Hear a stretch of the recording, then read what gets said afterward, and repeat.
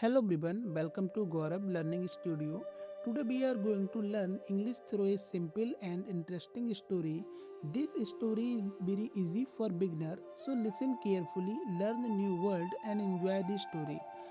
One day a boy named Ravi wanted to climb a big mountain. He looked at the mountain and became nervous. He said, "It is too high, I can't do it." An old man smiled and said, "Don't look at the top, just take the first step." Rabbi took one step, then another step, then another. After some time, he reached at the top of the mountain. He smiled and said, "The first step changed my life."